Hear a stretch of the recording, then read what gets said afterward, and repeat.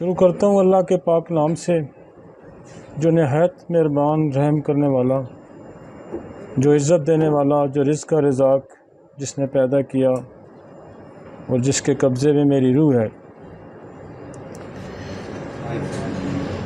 हमारी emergency treatment की जो सीरीज़ है,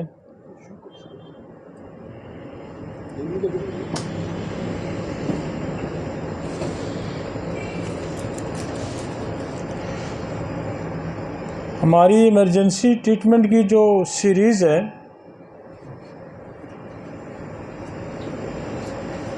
उसका आज जो पार्ट मेरे पास है ये बड़ा ही आम है। ये सारे सिस्टम बड़े आम हैं। आज जो मेरे पास टॉपिक है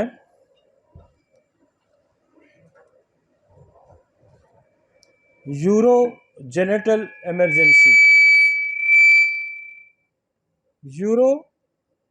यूरिनरी ट्रैक और जेनिटल सिस्टम की क्या इमरजेंसी हो सकती है,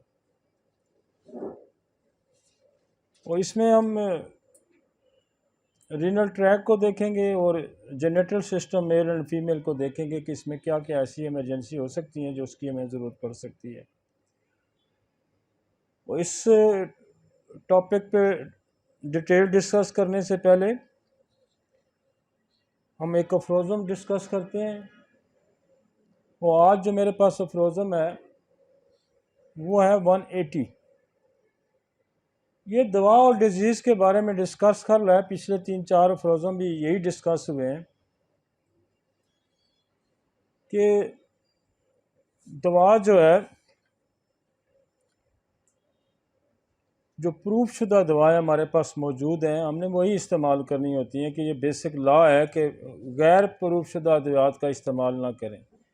तो हमारे पास वो इसलिए वो इन अफ्रोज़म पे डिस्कशन हो रही है कि हनीमन के ज़माने में बहुत कम महदूद तादाद में जो अद्वियात थी वो प्रूव हुई थी, लिहाजा वो उन्हीं के अंदर रहते हुए जो हल निकल सकता था वो निकालते थे।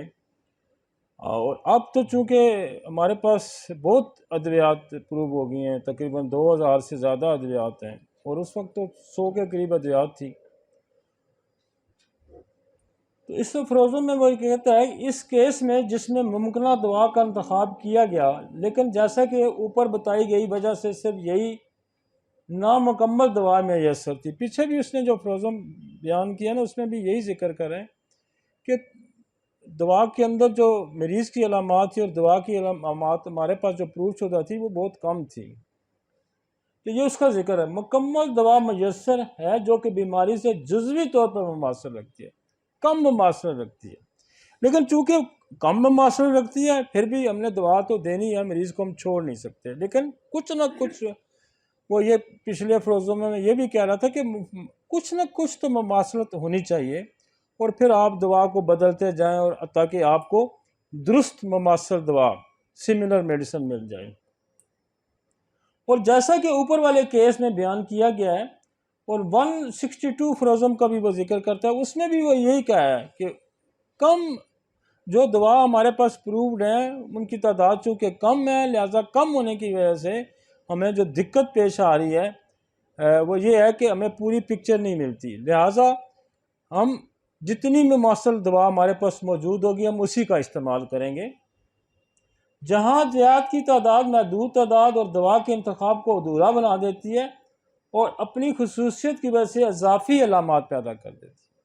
अब चूँकि वो पूरी सिमिलर नहीं होती, कम अलामात उसके अंदर मिलती हैं, तो फिर कुछ वो जब आप दवा को देते हैं तो वो फिर ये क्या करती है कि वो कुछ अपनी अलामात भी ज़ाहिर कर देती है, और जब अपनी अलामात ज़ाहिर करती है तो दवा और बीमारी की अलामात आपस में मिक्स हो जाती हैं, गड़बड़ हो जाती हैं।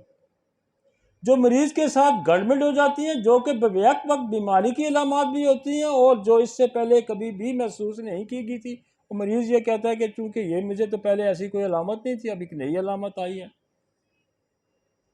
या बहुत कम महसूस की। इस मरीज़ ने जो अलामात कभी महसूस नहीं की वो ज़ाहिर हो जाती हैं, और वो जो मुबहम तौर पर महसूस की थी वो ज़्यादा ताकत के साथ उभर आती हैं। और ये अगर आप इसमें एक मसला ये भी होता है कि अगर आप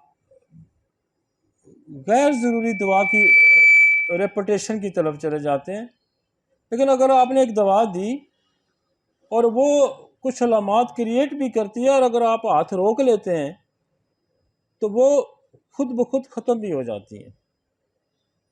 पोटेंसी का यही फ़ायदा है कि वो अलामात कुछ, चूँकि वो मसनूई अलामात पैदा करती है जिस्म के अंदर। यही उसने कहा है ना कि लॉ ऑफ सिमिलर क्या है कि हम मसनूई अलामात पैदा करते हैं और वो मसनूई अलामात जो है वो कुछ अरसे बाद, कुछ टाइम के बाद खुद ही ख़त्म हो जाती है। लेकिन ये तो उन नागज़ीर आलात की वजह से ये अफरोज़म था, लेकिन आज भी वो नागज़ीर आलात, चूँकि अभी भी कायनात के अंदर हज़ारों किस्म की ऐसी अद्वियात हैं जो अप्रूव नहीं हुई। लिहाजा ये चूँकि अफरोज़म जिस वक्त लिखा गया था उस वक्त तो तादाद बहुत ही महदूद थी, लेकिन अब तो तादाद बहुत बढ़ गई है। लेकिन फिर भी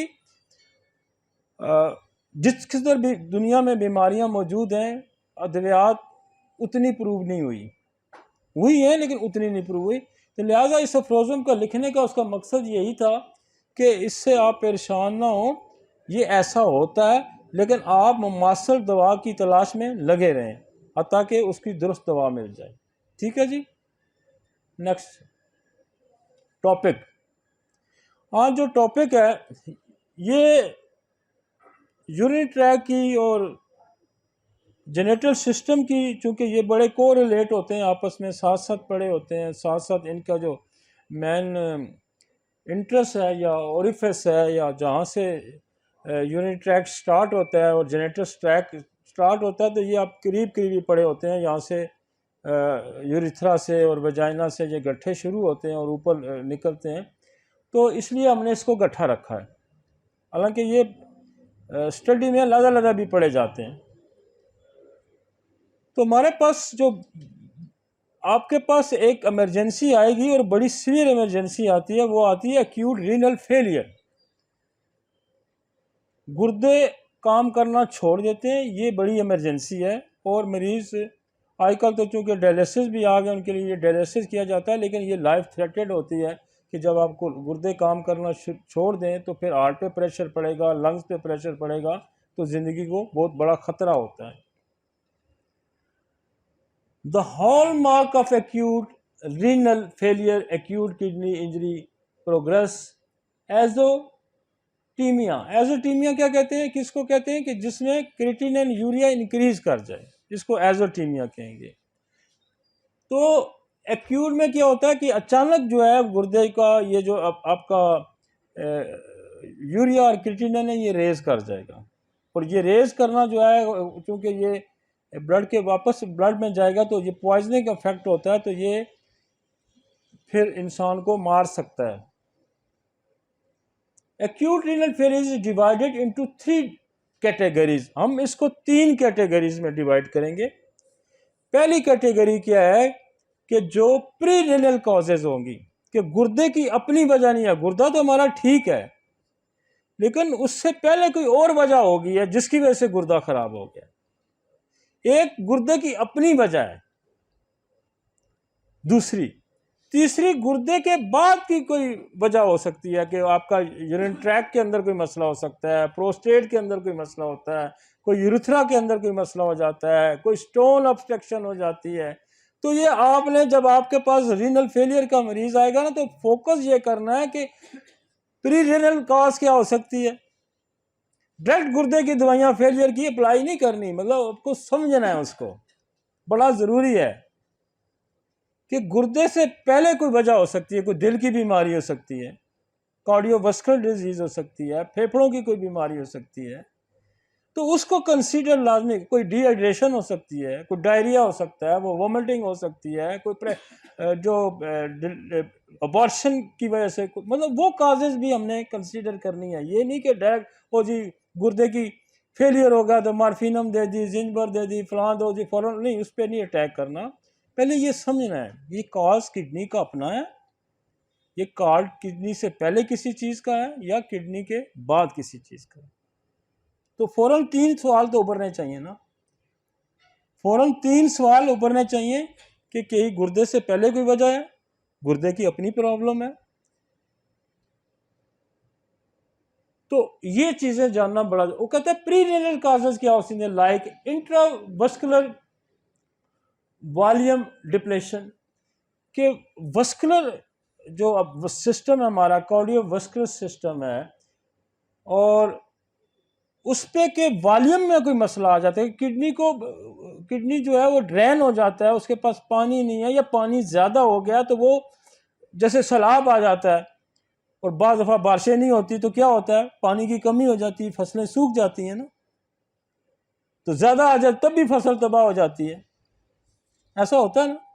तो वो ये कहता है कि ये फ्लूइड का जो प्रेशर है इसको कम या ज़्यादा ये हो सकता है। मसलन किसी का दिल नहीं काम कर रहा, दिल नहीं काम कर रहा तो क्या होगा कि वो प्रेशर डेवलप करेगा, पानी जमा होना शुरू हो जाएगा फेफड़ों के अंदर, तो वो क्या होगा, वो पानी निकालना किसने, गुर्दे पे प्रेशर आ गया। भाई अगर उसने 300 गैलन या 100 गैलन या 10 गैलन फिल्टर करने हैं या 1 लीटर फिल्टर करना है, तो उसके पास जैसे सैलाब आ जाए तो आपके पास जो मोटर है उसने एक टैंकी का पानी खाली करना है, तो आपने जनाब कई हज़ारों टैंकियां आपको खाली करनी पड़ जाए, तो फिर क्या करेगा कि वो उस मोटर पे फर्क पड़ेगा, वो ज़्यादा यूज़ हो जाए तो नकारा हो जाएगी। तो वो कहता है कि डायरिया हो सकता है, डिहाइड्रेशन हो सकती है, वॉमिटिंग हो सकती है, जैसे मैंने कहा कि दिल की किसी बीमारी की वजह से वो प्रेशर। अब वॉमिटिंग, डिहाइड्रेशन और डायरिया से क्या होगा, पानी फ्लूइड कम हो जाएगा, इससे क्या होगा, फ्लूइड कम हो जाएगा। जब फ्लूइड कम होगा तो किडनी ड्राई हो जाएगा, फिल्ट्रेशन काम खत्म हो गया, तो किडनी पे फेलियर होने के चांसेस होते हैं, और ये बहुत ज़्यादा चांसेस होते हैं रीनल फेलियर के। तो ये वो कह रहा है कि आप पहले ये कम से कम देखें कि इसकी वजह, उस वजह को दूर करें।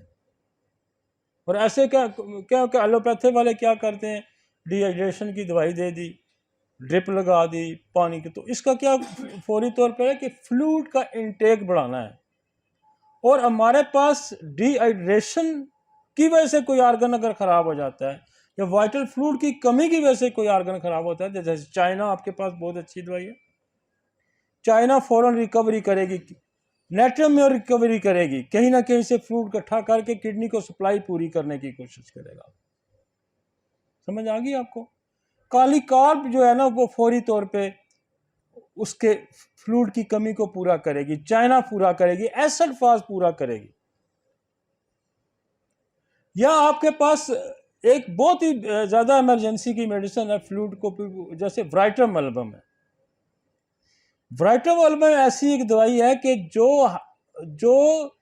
हर किस्म के वजह से, मतलब दिल की वजह से अगर हो गया, वोमिटिंग की वजह से हो गया, कोलरा की वजह से हो गया, तो फौरी तौर पर ना वराइटल ब्रांड उसके अंदर एक रेस्क्यू करेगा, और रेस्क्यू करेगा तो फ्लूइड कहीं ना कहीं से इकट्ठा करके वहां पहुंचा देगा।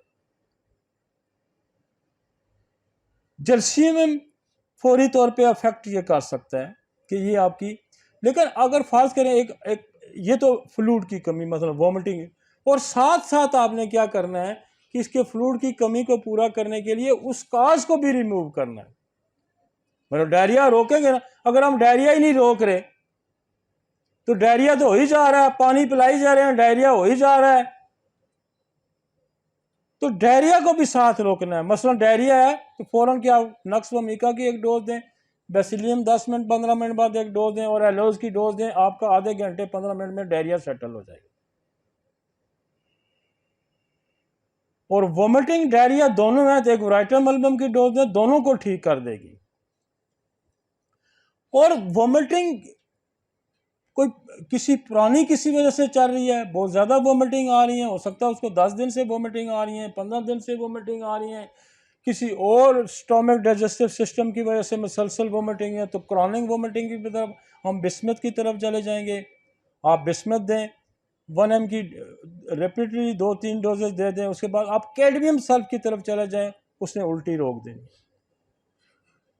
और ये उल्टी जो है ये उसके कॉजेटिव फैक्टर को भी अब एड्रेस करके देनी है कि हो सकता है कौन सा, मतलब उसकी कोई उल्टियां, बात आप ब्रेन ट्यूमर की वजह से उल्टियां आ रही हैं, तो वो कॉज अलग आपने एड्रेस करना है। तो फिर ब्रेन ट्यूमर की वजह से आ रही हैं तो फिर वो आपकी एपोमार्फिनम आ जाएगी, फिर प्लमोमेट आ जाएगी, फिर बुफोराना आ जाएगी। तो ब्रेन की वजह से अगर किसी कॉज की वजह से उल्टी आ रही है तो फिर एपोमार्फी फौरन रोक देती है वोमिटिंग। प्रेगनेंसी है और प्रेगनेंसी के दौरान वोमिटिंग शुरू हो जाती है। तो प्रेगनेंसी की वोमिटिंग की जो दवाइयाँ हैं, ये जैसे बिस्मथ है, कैडमियम, ये प्रेगनेंसी की वोमिटिंग को भी रोक देती है। या सिम्फोरी कार्पस है, एलेट्रस फेरिनोसा है। तो बेसिकली फिर हमने उस उल्टी को भी रोकना है, उस डायरिया को भी रोकना है, तब डिहाइड्रेशन कवर होगी ना। तो जो ही वो चीज़ें रुकेंगी, इनटेक आप बढ़ाएंगे तो किडनी स्टेबल हो जाएगा। और ये जो रेज हो जाते हैं, यूरिया क्रिएटिनिन 2-2, 3-300 चला जाता है, और क्रिएटिनिन 10-15 भी, ये एक्यूट रेनल फेलियर में एक दिन में मरीज सेटल कर देगा।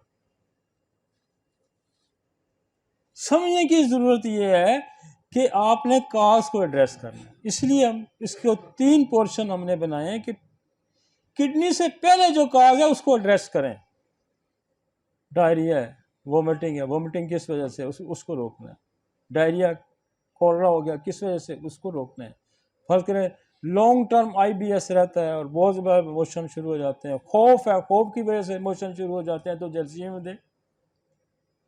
तो कहने का मकसद है कि आपने गुर्दे पे अटैक नहीं करना, गुर्दा तो सही है, प्रीरीनल काज को एड्रेस करना है। समझ आ रही है आपको जी?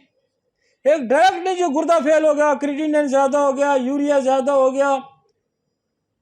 यूरिया के ज्यादा होने की एक बड़ी वजह भी होती है कि पानी का इंटेक कम होना। मरीज किसी वजह से पानी कम ले रहा है तो फिर भी यूरिया क्रिएटिनिन, जब पानी की इंटेक बढ़ाते हैं फिर भी यूरिया नीचे आ जाता है।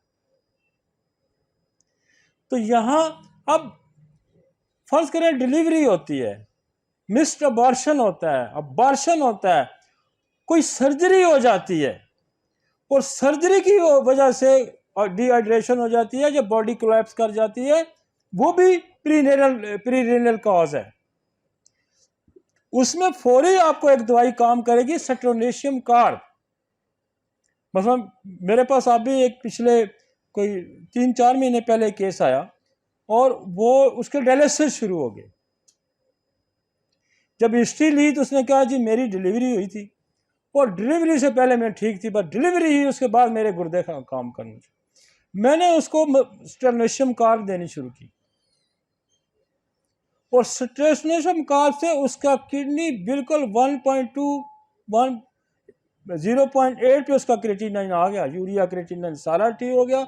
स्टेरोनेशियम कार्ब ने ऐसा रोल प्ले किया कि जो उसकी डिलीवरी की या सर्जरी के जैसे, डिलीवरी तक किस्म की सर्जरी है ना एक, और उसके वजह से उसकी ब्लीडिंग ज़्यादा हो गई होगी, तो उसको फौरन स्टेरोनेशियम कार्ब ने रिकवर किया और उसका किडनी काम करना शुरू हो गया और उसके डायलिसिस बंद हो गए।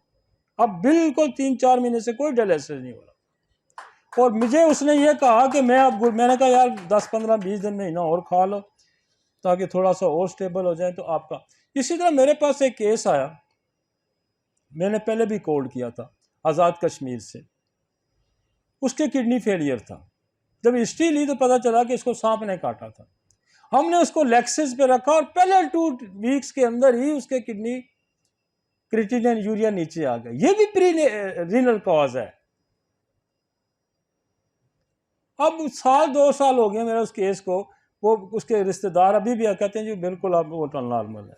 तो उसको किसी और वजह से हो तो हमने किसके पॉइजन इफेक्ट था तो लेक्सिस ने उसको ठीक कर दिया।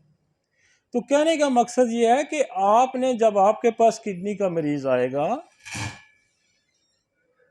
तो ये पहला फेस आपने पहले अटेंड करना कि गुर्दा खुद तो ठीक है, गुर्दे को पहले किसने बीमार किया, उस बीमारी को दूर करें ना, उस बीमारी को दूर करना। क्रॉनिक रीनल फेलियर जब आएगा ना, क्योंकि हम एक्यूट को डील करें, क्रॉनिक में कॉजेज कुछ डिफरेंट आ जाएंगी, बढ़ जाएंगी, कुछ हो जाएंगी। समझ आ गया? आपके पास अचानक मरीज आगे आता है और कहता है जी गुर्दे खराब हो गए, टेस्ट गुर्दे खराब हो गए, डॉक्टर ने कहा तुम्हारे गुर्दे काम करना छोड़ गए। काम करना छोड़ के इंडिकेशन क्या होगी?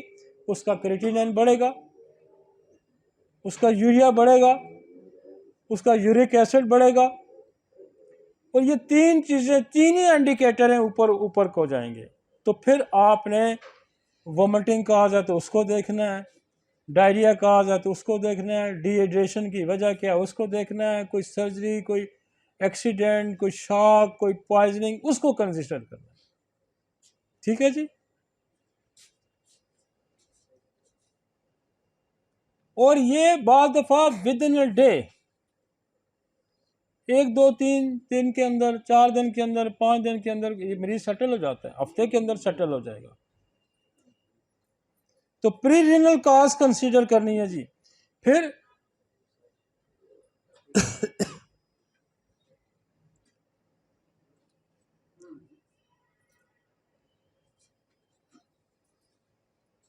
नेक्स्ट, ठीक हो गया जी?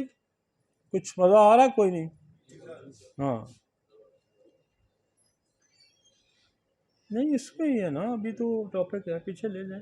अभी तो एक कॉल डिस्कस की है ना, अभी तो प्री रीनल कॉज को हमने डिस्कस किया। उसके बाद हमारे पास आ गया रीनल कॉज, गुर्दे की अपनी कोई वजह क्या हो सकती है।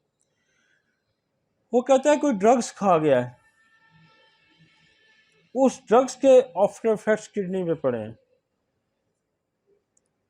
और बड़ा आसान है उसको हल करना कि ड्रग्स कौन सी है। अच्छा, हैवी मेटल टॉक्सिन है कोई, एंटीबॉडी जो सेल्स हैं उनकी कोई डिजीज हो जाती है, ये गुर्दे के अपने काज हैं। अब ड्रग्स अगर है तो सीधी सीधी नक्स में मिका दें, तो वो उसको होम्योपैथिक कोई दवाई खा गया तो उसको एलोज दें, कोई एंट्राकॉन्सेप्टिव खा गया तो सीपिया दें, कोई मेटल खा के कीम से आ गया तो उसको पल्साटीला दें। मेटल के फौरन किडनी पे मेटल के बड़े इफेक्ट आते हैं। ये जो कुश्ते लोग खाते हैं ना, सेक्स के कुश्ते खाते हैं, ये कुश्ते जो है ना, ये किडनी को तबाह कर देते हैं। कुश्ता जो जो बनाया जाता था पहले, मैं खुद भी बनाता रहा हूँ। कुश्ता बनाना जो है वो बड़ा एक फन है। किसी मेटल को पहले वाटर की उसमें लेके जाना, पानी की हालत में ले जाना, फिर उसको ड्राई करना, और फिर उसको उसके अंदर से वो सारी खुशखुशाफतें निकल जाती हैं, फिर पाउडर की हालत में रह जाता है, वो सफू बन जाता है। तो बाज लोग इस कुश्ते को, मेटल को सही तरीके से कुश्ता बना नहीं सकते, और वो जो है वो मेटल जो है वो आप जब गोलियों के कैप्सूल की शक्ल में खाते हैं तो वो जाके उसको ड्रेन किसने करना है? गुर्दे ने करना है। उसकी डिटॉक्सिफिकेशन किसने खत्म करनी है? लिवर ने खत्म करनी है। तो ऐसे केसेस में लिवर भी खराब हो जाएगा, गुर्दे भी खराब हो जाते हैं। तो डिटॉक्सिफिकेशन और उसके साइड इफेक्ट्स मेटल को कौन डील करेगा? मेटल के साइड इफेक्ट्स को पल्साटीला डील करेगा। एंटीबायोटिक के साइड इफेक्ट्स को कौन डील करेगा? नक्स वमिका करेगा। और होम्योपैथी से आया हुआ तो कौन डील करेगा? एलोज करेगा। और अगर कोई अल्ट्राकॉन्सेप्टिव मेडिसिन खा के आया तो उसको कौन करेगा? वो सीपिया करेगी। और अगर आपके ये तीनों चारों अद्वियात भी नहीं काम करती तो फौरन वो दवाई जो उसने खाई है उसको डाइल्यूट करके उसको दे दें। जो भी दवाई उसने खाई है उसको डाइल्यूट करें, 8-10 दफा, 15 दफा, ज्यादा हो सकती है, हो सकता है बाद दफा। आजकल तो बेशुमार अद्वियात जो है वो फार्मेसी, बहुत सारी जो बाहर की फार्मेसी हैं उन्होंने पोटेंसी में बना भी दी हैं। मतलब पैरसीन बन गई है, पैरासीटामोल बन गई है, बेशुमार अद्वियात, कीमोथेरापी की अद्वियात बन गई। आप कीमोथेरापी करके अगर आ गया है वो भी तो दवा है, तो उसके लिए आप सोल दे सकते हैं, उसके लिए कैडमियम सल्फ दे सकते हैं, और ये काम करती हैं। अगर खुदा ना खास्ता ये नहीं काम कर, नक्स भी दे सकते हैं, तो फौरन उसी दवाई को डाइल्यूट करके दे दें। ये कोई इसकी वो चूंकि प्रूविंग में आ गई है ना वो दवाई, बेसिक प्रिंसिपल क्या कि दवा आपने प्रूव देनी है, तो जब उस दवाई के साइड इफेक्ट्स भी प्रूविंग है भाई, उसके मुज़र असरात भी प्रूविंग है, जब आप कोई दवाई खाते हैं और जिस्म पे कोई अलामात जाहिर करती है, उसी बेस पे हम उस दवा को दे सकते हैं ना, यही कानून है ना।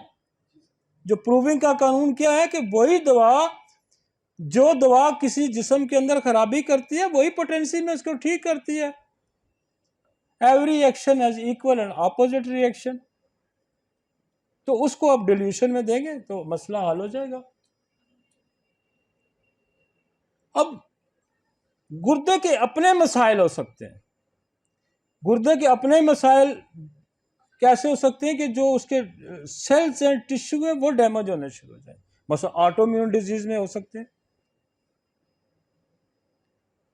और इन सेल को भी वजह जान के कि हो सकता है किसी की फैमिली में ट्यूबरकुलोसिस की हिस्ट्री आ रही हो, किसी की फैमिली में साइकोटिक हो, किसी को सिफिलिस हो, तो वो एलिमेंट कंसीडर करके मियाज़मेटिक दवाई दें। और इसके लिए फिर हमें मार्फिनम है हमारे पास, इसके लिए हमारे पास जिंजबर है, इसके पास के लिए हमारे पास प्लमोमेट है, इसके के लिए हमारे पास क्यूप्रोम आर्स है, इसके लिए हमारे पास यूरिक एसिड है। अगर यूरिक एसिड जिसका इंडिकेटेड है हाई है तो दो दवाइयाँ बड़ा अच्छा काम करती हैं। यूरिक एसिड भी पोटेंटाइज होकर आ गई है, आप यूरिक एसिड की एक डोज दे दें, आप आर्टिका यूरिन दें, आप लिथियम कार्ब दें, तो उसके लेवल कम हो जाएंगे। और ग्रेजुअली किडनी अपना फंक्शन रिड्यूस कर रहा है और उसकी वजह से एक्यूट रीनल फेलियर में प्लमोमेट फौरन रिकवरी देगा, ओपियम फौरी सेल्स के अंदर कैपेसिटी बढ़ा देता है। और मार्फिनम तो एकदम ले आएगी। आप अगर सीएम की डोज देते हैं तो with in day, with in 2 days creatinine urea को नीचे लाएगी। अब बहुत सारे हमारे ये जो टिश्यू के अंदर चेंजेस आ गई हैं, हमारी खुराक में जिंजबर का बड़ा इस्तेमाल करते हैं लोग, स्पेशली जो गाने वाले हैं, अदरक। और अदरक की प्रूविंग ये है कि वो गुर्दे फेल करती है। मैं बेशुमार गाने वालों को जानता हूं जिनके गुर्दों की वजह से डेथ हुई है। तो जिंजबर जो है वो बहुत अच्छा इसको ठीक करती है, जिंजबर। और आपके एक और आपको दवाई फौरी सपोर्ट करती है, यूरिया पोटेंटाइज फार्म में मौजूद है। और हम तो यूरिया पोटेंटाइज फार्म जिन लोगों को खारिश वारिश साल शुरू हो जाती है तो हम यूरिया देते हैं, उसको बड़ा अच्छा सपोर्ट करती है। इसके अंदर पिछले दिनों मेरे पास कुछ केसेस ऐसे हैं जो कि कार्डियक वेस्कुलर की वजह से, कार्डियक प्रॉब्लम की वजह से जिनके गुर्दे खराब हो जाते हैं, और वो है वाइपरा। वाइपरा बहुत अच्छा काम करती है, नाजा बहुत अच्छा काम करती है, लेक्सिस बहुत अच्छा काम करती है। अगर आप वाइपरा को पढ़ें तो वो हार्ट को भी फेलियर करती है, वो लंग्स के अंदर भी प्रॉब्लम करती है, और वो रीनल फेलियर भी करता है, ये सांप जो है। तो वाइपरा के बड़े अच्छे रिजल्ट हैं। अभी भी मेरे पास एक पेशेंट है और वो उसका चूंकि कार्डियक वेस्कुलर प्रॉब्लम था, हार्ट उसका बहुत कम पंप कर रहा है, और हमने उसको नाजा और वाइपरा पे रखा हुआ है, और उसका अल्लाह का शुक्र है उसका सांस भी बेहतर है, उसकी गुर्दे भी बेहतर है।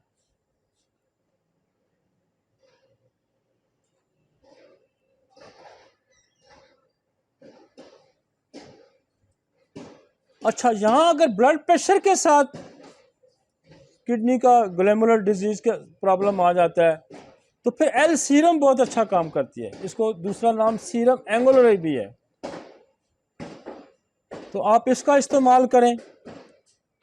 अगर इसके साथ प्रोटीन बहुत ज़्यादा ज़ाया हो जाती है और उसकी वजह से भी गुर्दा ख़राब हो जाता है। और वो प्रोटीन जो रोकने वाली हमारे पास दवाइयाँ हैं, वो जैसे आपकी लाइकोपोडियम है, आपके पास एपस है, आपके पास ओरम म्योर है, आपके पास कल्केरिया आर्स है, ये उस तरफ आ जाएंगी।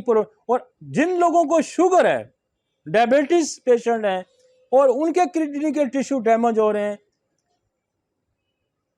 जिनकी शुगर है और उनके किडनी टिश्यू डैमेज हो रहे हैं, तो उसके लिए तो बहुत एक्सीलेंट वर्क है एलोनियाज का। उसको आप एलोनियाज दें, उसका प्रोटीन जो है वो बिल्कुल एलोनियाज आप देंगे, हफ्ते 10 दिन में उसको रिड्यूस कर देगी। और ये एक ऐसी दवाई है कि जो कि रीनल फेलियर में उन लोगों के जो डायबिटिक की वजह से जिनके रीनल फेलियर होता है या जिनकी प्रोटीन जो है ज़ाया हो रही होती है, उनके लिए एलोनियाज दें। और उनके लिए प्लम्बोमेट का इस्तेमाल करें, वो किडनी के फंक्शन को बेहतर, ये डायबिटिक कॉज है। फिर इसमें किडनी एक्यूट फेलियर में यूरिन बंद हो जाता है। अब जब यूरिन बंद हो जाएगा तो फिर आपको एपस बड़ा अच्छा काम करेगी। जहां यूरिन बंद होता है थोड़ा थोड़ा डिफर करेगी, चीजें थोड़ी थोड़ी डिफर करेंगी। ब्लड प्रेशर रहेगा तो एल सीरम है, प्रोटीन ज़ाया होगी है तो लाइकोपोडियम है, एपस है, ओरोम्योर है, कलकेरिया आर्स है, एलोनियाज है, उस तरफ जाना पड़ेगा। तो ये इस तरह से थोड़ा थोड़ा डिफर करेगा, थोड़ा थोड़ा डिफर करेगा। और हम गुर्दे, अच्छा पेशाब बंद हो जाता है, पेशाब कौन सा चलाएगी? लाइको चला सकती है, एपस चला सकती है, सोलिडैगो चला सकती है। एसिड पिक्रिक रीनल फेलियर का पेशाब बंद हो जाता है। एसिड पिक्रिक पेशाब चला देती है। और ये क्रॉनिक लिवर फेलियर में, किडनी फेलियर में भी बहुत अच्छा काम करती है एसिड पिक्रिक, सोलिडैगो।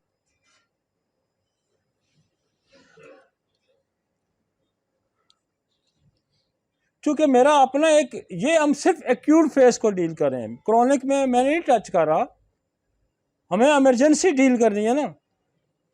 तो इमरजेंसी में हमने कान खोल के देखना है और आंखें खोल के देखनी है कि हमने फौरन पहले प्री रीनल काज को कंसीडर करना है, फिर रीनल काज को कंसीडर करना, फिर पोस्ट रीनल काज के उसके बाद कोई काज आती है जिसका मैं अभी जिक्र करूंगा, फिर उसको हमने डिस्कस करना। हमने रीनल में ड्रग्स को देखा, हमने उसके टिश्यूज को देखा, उसकी अपनी कॉजेज जो थी उसको देखा। जैसे मैंने पॉइजन का भी जिक्र किया, स्नेक पॉइजन का, मैंने डिलीवरी के बाद किडनी फेल हुआ तो उसको हमने कैसे डील किया। तो इस तरह से हम डील करेंगे। आगे चलते हैं। इसकी अगली कॉज है पोस्ट, वापस जाएं पोस्ट रीनल कॉजेस। अब पोस्ट रीनल कॉजेज क्या, like kidney stone. Kidney stone जब यूरेटर में आएगा क्या करेगा? किडनी यूरिन बना रहा है, अब यूरेटर में स्टोन फंस गया तो क्या ब्लॉक नहीं कर देगा? उसको ब्लॉक कर देगा, और प्रेशर जाके किडनी पे। हमारे पिंडी में एक दफ़ा सैलाब आया था, रावल डैम भी खुल गया और इधर लाला लेई भी चढ़ गया। वो जो रावल डैम का पानी था वो यूं क्रॉस कर रहा था, उसने लाला लेई को जब बंद किया ना यूं क्रॉस करके, तो पूरी पिंडी में पानी आ गया। जो कोई 8-10 साल पहले एक सैलाब आया था। तो जब ऑब्स्ट्रक्शन होगी क्या होगा? बैक प्रेशर होगा, किडनी पे सारा जोर किडनी एक तो बना रहा है, ऊपर से जा नहीं रहा भाई, वो यूरिन बना रहा है और यूरिन निकल नहीं रहा, तो क्या होगा? वहां किडनी जो गया फारग हो गया। तो उसका क्या हल है कि फौरी उसको रिमूव करना है हमने, स्टोन को। और आप देखें कि जो यूरेटर में स्टोन ब्लॉक होता है, फौरी तौर पर ओपियम उसको रिमूव करेगी वहां से, फौरी तौर पे। आप ओपियम 1 mg की डोज दें, और उसके बाद स्टोन अगर थोड़ा बड़ा है 10 मिनट बाद 15 मिनट बाद उसको फौरन कलकेरिया रेनलेस की डोज दें, और 10-15 मिनट बाद आप उसको सार सप्रेला की डोज दें। आप 3 खुराकें देंगे, स्टोन उसने बाहर फेंक देना है अगर यूरेटर में फंसा हुआ है। अब स्टोन चूंकि थोड़ा बाद दफ़ा 10 mm का आ जाता है, 9 mm का आ जाता है, और 11 mm का आ जाता है, तो वो किडनी से निकल गया यूरेटर में आगे फंस जाता है। अब एक तो हम ओपियम से क्या करेंगे, उसकी पहले मूवमेंट को तेज करेंगे ताकि उसको पुश करे, आगे चलाए, उसकी मूवमेंट को तेज करेंगे। साफ करके लिए रेनल्स इसलिए देंगे कि उसको अगर कोई थोड़ा मोटा है तो उसको ब्रेक करे, तोड़े। और सार्स सप्रेला का रोल भी है कि ये यूरेटर के अंदर फंसे हुए स्टोन को निकाल देती है। 3 दवाइयां बहुत काफी हैं। अगर नहीं रिजल्ट आता तो रिपीट करें इसको। और फिर अगर एक हमारे पास एक और दवाई है पैराथायराइडिनम। पैराथायराइडिनम जो है वो कैल्शियम के स्टोन को ब्रेक कर देती है, बेसिलिनियम स्टोन को ब्रेक कर देगी। एज ए इंटरकरेंट रेमेडी आप बेसिलिनियम दें 200 में बहुत अच्छा ब्रेक करती है। पैराथायराइडिनम की एक 1 mg की डोज दे दें। में बेशुमार केस होते हैं ना, ये यूरेटर में फंसते हैं, वो तो यूं रिमूव होते हैं कि नाली में काम आया हुआ, उसको आपने पुश करना है, उसको ब्रेक करना है, वो वहां से निकल जाएगा। और ये हम बाज़ दफ़ा, मैं यकीन माने, मैंने 4-6 पुड़ियाँ भेजी होती हैं तो बंदे का आधे घंटे में फ़ोन आ जाता है कि जी क्या निकल गया जी। तो ये जो फार्मूला हमने आपको बताया ना कि ये पहला काम किया कि ओपियम देंगे, ओपियम क्या करेगी, मूवमेंट तेज कर देगी। मूवमेंट भी चाहिए ना मैं, ताकि उसको चलाए वहां से।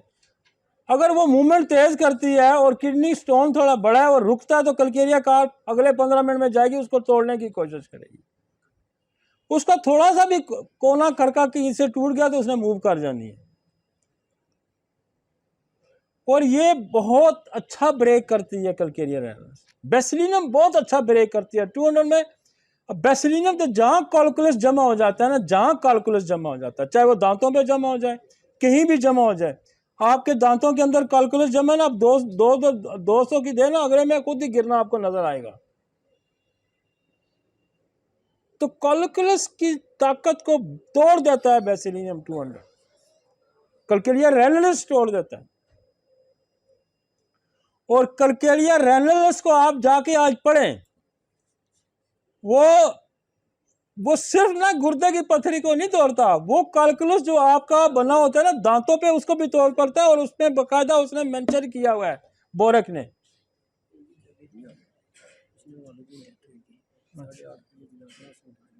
अच्छा ठीक, समझ आई है जी।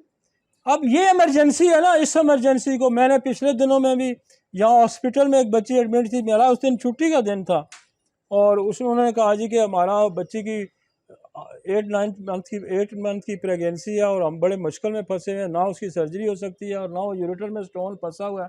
तो मैंने यहाँ फ़ोन किया, क्लिनिक में बंद था इनको, तो मैंने कहा यार उसको ये 3-4 पुड़ियाँ बना दो, एक ओपियम की बना दो, एक करके रेनस और सार से प्रेला की 6 पुड़ियाँ।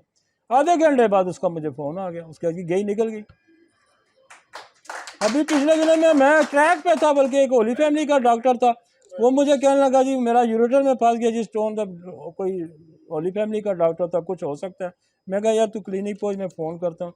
यकीन मैंने आधे पौने घंटे बाद उसका फ़ोन आ गया, गई निकल गई। तो ये एक्यूट इमरजेंसी हमने डील करनी है। हालांकि जो स्टोन में हमारे पास, वैसे हम स्टोन में लाइकोपोडियम पहले देते हैं, हम पहले लाइकोपोडियम देते हैं, फिर सल्फर देते हैं, फिर हम बरबरस का इस्तेमाल करते हैं। लेकिन जब इस यूरेटर में फंसेगा ना, तो फिर आपने ये काम करना है। और घंटे, आधे घंटे, 2 घंटे या बहुत ज़्यादा लेगा तो 1 दिन ले लेगा, रिजल्ट आपके पास आएगा, उसका फ्लो होगा तो आपका किडनी बच गया, वगरना तो किडनी गया। और दूसरी सूरत ये है कि उसकी सर्जरी होती है, तो वो एक और अपनी कॉम्प्लिकेशंस होती हैं। तो ये होम्योपैथी का ये बड़ा मज़े का काम है, गुर्दों से पथरी और यूरेटर से पथरियाँ निकालना। अगला काज उसमें देखें क्या लिखा हुआ है। एक तो स्टोन है यूरेटर में, किडनी में। वापस लाएं स्लाइड।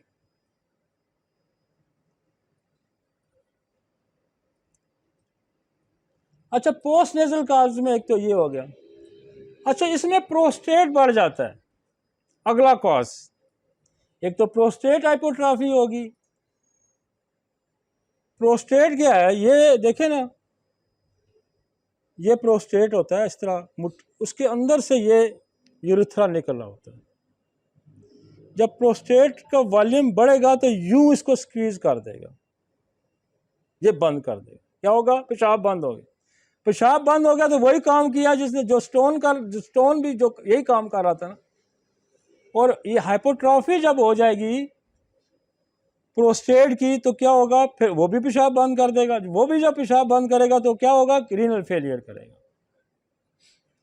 तो हमने क्या करना है कि फौरी तौर पे पेशाब हमने चलाना है तो फेरम पिक्रिक सीएम की एक डोज दें, आप कोनियम की दें, आप सेबल सलोटा सीएम की एक डोज दें, पेशाब चल पड़ेगा।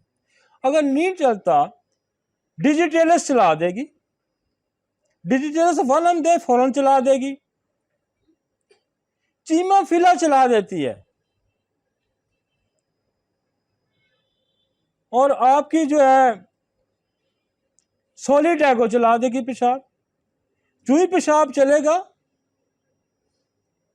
रीनल प्रेशर कम होगा। और ये प्रेशर डेवलप करते करते करते ना लोगों को पेशाब आता है थोड़ा थोड़ा थोड़ा, जो कम हो रहा है इग्नोर करते रहते हैं, इग्नोर करते रहते हैं, वो थोड़ा थोड़ा पेशाब होता रहता है। अल्टीमेटली क्या होता है कि वो प्रेशर डेवलप हो के क्या होता है, पीछे किडनी पे प्रेशर पड़ जाता है और अचानक गुर्दा फेल हो जाता है। टेस्ट कराया जाता है तो पता ये चलता है कि प्रोस्टेट इनलार्ज हो गया था और उसकी वजह से रीनल फेलियर हो गई। ये पोस्ट रीनल कॉज है। तो हमें 3 कॉजेज को कंसीडर करना है। गुर्दा फेल होने वाला आएगा अक्यूट का, तो पहले देखें रीनल से पहले क्या कॉज थी। डायरिया था, वॉमिटिंग थी, उसकी वजह से पानी की कमी आई तो गुर्दे फेल हो गए। कोई पॉइजन था, कोई कार्डियोवास्कुलर डिजीज थी, उसको एड्रेस करना है। फिर अपने उसके मसाइल हैं, फिर उसको एड्रेस करना है। फिर उसके बाद के मसाइल हैं। अब देखें, आप बेशक मॉर्फिनम दे दें, आप बेशक उसको जिंजबर दे दें, आप क्यूप्रम आस देते रहें, आप गुर्दे की दवाइयां देते रहें, वो यार आपने काज आगे उसकी और पड़ी है, उसके तो पथरी फंसी हुई है, तो आप गुर्दे फेल होने की उसकी अपनी दवाइयां दे रहे हैं, ये गलत हो रहा है।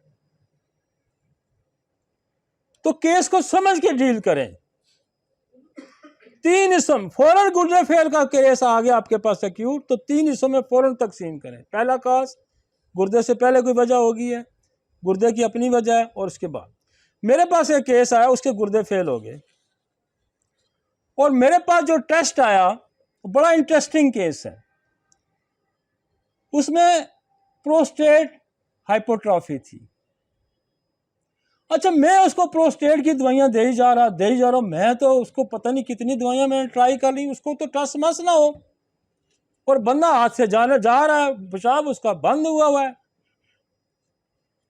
मैंने उसको कहा कि इसका पूरा री एग्जामिन कराओ भाई, जाके उससे एक्सरे से के पूरा डाई से करवाओ कि इसकी कहाँ, एक तो हाइपोट्रॉफी, कोई और मसला तो नहीं है, कोई स्टोन तो नहीं फंसा। वो पता लगा कि उसको यूरिथ्रा का स्ट्रक्चर भी साथ था। अब 2 प्रॉब्लम हो गए, एक यूरिथ्रल स्ट्रक्चर हो गया, नाली तंग होगी, उसने पेशाब बंद कर दिया, और हाइपोट्रॉफी होगी। 2 चीजें, 2 कॉजेज आ गए। मैंने उसको एक डोज में डोरिनम की दी, एक थूजा की दी, एक एसिड नाइट्रेट की दी, और मैंने क्लाइमेटस उसको दी। वो अगले दिन उसका बेटा दौड़ता दोस्त गया जी, और काम हो गया जी, पेशाब बाबे से चल गया, बाबा रिलैक्स हो गया। तो कॉजेज आगे 3 कॉजेज हैं। अब 3 कॉजेज के अंदर आपने एक भी अगर छोड़ दी ना तो काम खराब हो गया। स्टोन की कॉज है, हाइपोट्रॉफी की कॉज है, और स्ट्रक्चर की कॉज है। और ये स्ट्रक्चर की कॉज जो है ना, ये मैंने देखा है कि सर्जरी से भी नहीं ठीक होती। लोग वो राडिंग घर में दिया होता है उनको, उन्होंने सर्जन ने, कि यार इसको राड मारो खुलेगा, और रोज वो यूरिन पास करने से पहले राडिंग होती है, स्ट्रक्चर फिर भी खत्म नहीं होता। और आपकी ये जो दवाइयां है ना, क्लैमेटस है, बहुत अच्छा स्ट्रक्चर को ठीक करती है, पल्सटीला बहुत अच्छा स्ट्रक्चर को ठीक करती है, प्लम्बोमेट स्ट्रक्चर को ठीक। तो कहने का मकसद ये है कि हम अच्छे तरीके से डील कर सकते हैं अगर हम उसको समझ के दवाई दें, और हर काज की दवाई बदलती जाएगी। अब धड़म से तो नहीं कि हमारे पास, तो मैं आपको बताऊं, आज से 25 साल पहले भी हमने गुर्दे पे इतना काम किया। मॉर्फिनम पाकिस्तान पे मंगवाई मैंने है, मॉर्फिनम सीएम की मैंने मंगवाई है। हमने 25 साल पहले मॉर्फिनम का इस्तेमाल करवाया। ये दवाइयाँ जिंजबर आप डोलिसस की देखें ना, नीचे लिस्ट ज़्यादातर डोलिसस की आई हैं। और मैंने तो डॉक्टर तारक ने बैठ के रातों रात 300 दवाइयों की लिस्ट बनवाई थी ये सीएम की, जिसमें जिंजबर आई है, जिसमें क्यूप्रोमार्स आई है, जिसमें मॉर्फिनम आई। तो डायरेक्ट किडनी पे हम अटैक करते हैं, हम फेलियर में जाएंगे, हम नाकाम होंगे। पहले उस कॉज को फौरन एड्रेस करें, उस कॉज के मुताबिक दवाई दें, मसला हल हो जाएगा। ठीक हो गया जी। एक्यूट रीनल फेलियर, हाँ स्ट्रक्चर की दवाइयां बताइए ना यार, क्लेमेटिस एसिड। स्ट्रक्चर में आपको बताता हूँ, ये पेशाब की नाली है, ये मोस्टली मैं आपको बताऊं किन को होता है। एक तो जिनको किसी वजह से उनको लगता है वो क्या कहते हैं यार, कैथरेटर, किसी वजह से कैथरेटर लगता है, कैथरेटर ने अंदर इंजरी कर देनी है यूरेट्रैक्ट। अब होता है कि जैसे आपको यहाँ जख्म हुआ ना, अब ये जख्म जब हील होगा तो इस पर खंड सा बनता है, खंड शब्द है, खंड बन जाता है ना, इस पे लेयर आ जाती है, ओवर ग्रोथ हो जाती है। अब वो जो ओवर ग्रोथ है इसको कहते हैं स्ट्रक्चर। ये पेशाब की नाली को तंग कर देगा। ये ऐन उसी तरह है कि जैसे हार्ट अटैक होता है तो क्या होता है, वहाँ क्लॉट जमा हो जाता है, प्लेक जमा हो जाता है, इसके अंदर ये स्ट्रक्चर बन जाता है। और ये स्ट्रक्चर फिर और किसको बनता है, ये स्ट्रक्चर उन लोगों को बनता है जिनको गोनोरियल इन्फेक्शन होता है, या क्लामेडिया हो गया,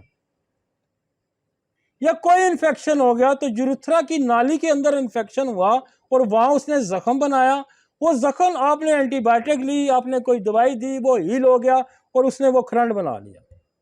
और चूंकि पेशाब की नाली को अगर आप देखें, एग्जामिन करें, तो वो बहुत ही बारीक है।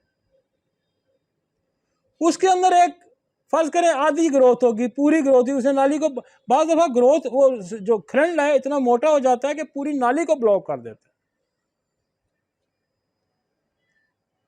तो हम वैसे इसमें परसटीला भी मैं यूज़ करता हूँ, मैं क्लेमेटस को भी यूज़ करता हूँ, लेकिन वो जो बाबे वाला केस है उसने हमें बड़ा सबक सिखाया। हमने एसिड नाइट्रिक लगा के जब इसको क्लेमेटस को इस्तेमाल किया ना, तो अब जितने स्ट्रक्चर के केसेस आते हैं हम उनको क्या करते हैं, एक डोज मेडोरिनम की दे देते हैं कि शायद कोई गोनोरियल प्रॉब्लम हो, एक एसिड नाइट्रिक की दे देते हैं, या थूजा दे के एसिड नाइट्रिक दे के फिर हम क्लेमेटस देते हैं। पीछे उसके लिए ऑब्स्ट्रक्शन रिमूव करके क्लेमेटस का काम है, फिर आगे उसको क्लियर कर दें। और दूसरा जो जहां नाली नैरो हो जाएगी, ये याद, ये नैरो हो जाती है ना, तंग हो जाती है, आपके पास इसकी कोई नहीं है, स्ट्रक्चर का कोई नहीं है ना, डायग्राम नहीं है, ये नाली तंग हो जाएगी। और नाली जब तंग हो जाती है, जहां देखें कोई चीज नैरो हो जाती है, सुकड़ जाती है, बाज़ दफा नाली सुकड़ भी जाती है, ये यूरेथ्रा सुकड़ भी सकता है, और सुकड़ भी सकता है, उसकी वजह से भी जो है ना ब्लॉकेज आ जाएगी। तो सुकड़ने को खोलने वाली जो हमारे पास दवाई है वो है प्लम्बोमेट, याद रखें प्लम्बोमेट। प्लम्बोमेट फ्लिपिन ट्यूब को भी खोल देती है, प्लम्बोमेट गुर्दा छोटा हो जाए तो उसको भी ठीक कर देती है। ये अल्ट्रोफाइड करने की दवाई है, सुकड़ने की दवाई है, किसी भी ऑर्गन का, किसी भी सिस्टम का सुकड़ जाना, छोटा हो जाना, साइज में कम हो जाना। ठीक हो गया जी। रीनल फेलियर,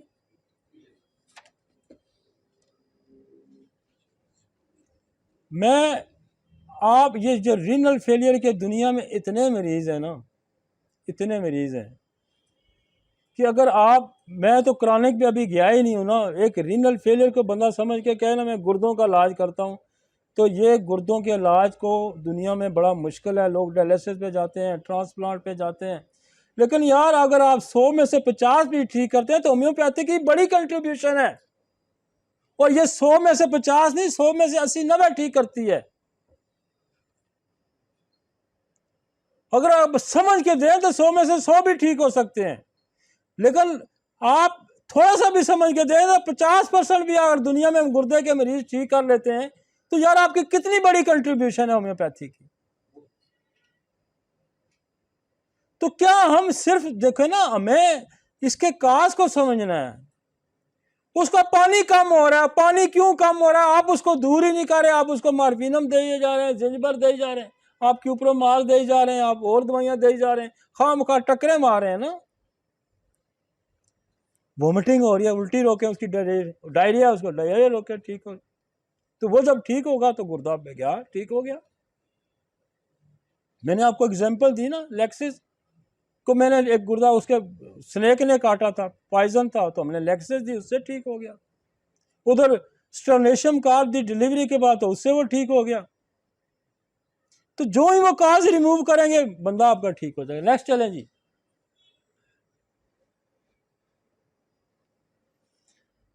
अगला जो हमारे पास रीनल का टॉपिक आएगा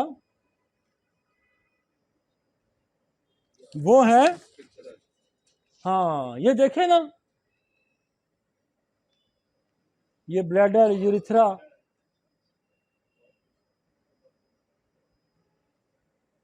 वो दे ना यार। अब ये देखें, ये प्रोस्टेट, ये यूरिथ्रा निकल गया, प्रोस्टेट बड़ा तो इसने ब्लॉक कर दिया। ये कोई और ऑब्स्ट्रक्टेड हुई यहाँ पे यूरेटर में, तो इसने ब्लॉक कर दिया। ये देखें, ये प्रोस्टेट, और ये यूरेथ्रा स्ट्रक्चर देखा ये देखें, ये यूरेथ्रा है, इसके अंदर ये देखें ना, ये नाली कितनी छोटी हो गई है, साइज कम कर गया। ये यूरेथ्रा स्ट्रक्चर है। यहाँ कोई चीज फंस किया तो उसकी वजह से, ये प्रोस्टेट की वजह से हो गया।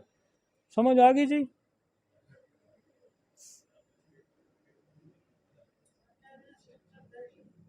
स्ट्रक्चर देख लिया। असल में जब आप इसको समझ लेंगे ना, मैं आपको स्ट्रक्चर की वैसे भी दवाइयाँ बता सकता हूँ, मैं गुर्दे फेलियर की वैसे दवाइयाँ, लेकिन जब हम इसको सही तरीके से, आपसे जब कोई पूछेगा, फर्ज करें आपके पास कोई बंदा सीखने ही आ जाता है, तो आप उसको समझा सकते हैं ना यार, what is the structure, what is the obstruction, prostate enlarge होता है तो क्या हो जाता है, ये चीजें तो समझ होनी चाहिए ना। फिर उसका तदारक है ना। मैंने आपको, ये है ना, ये देखें, ये नाली गुजर रही है और ये प्रोस्टेट है। अब जब इसका साइज बढ़ गया तो इसको दबाएगा तो इसको बंद कर देगा। तो आपने प्रोस्टेट की दवाई देनी है ना, उसको रीनल फेलियर की दवाई तो नहीं देनी ना, उसको प्रोस्टेट की दवाई देनी है, उसको यूरेथ्रल स्ट्रक्चर की दवाई देनी है, उसको स्टोन ऑब्स्ट्रक्शन की दवाई देनी है। राइट, नेक्स्ट चलते हैं जी। हमारे पास सेकंड टॉपिक जो आ रहा है वो है सिफिलिस। ये भी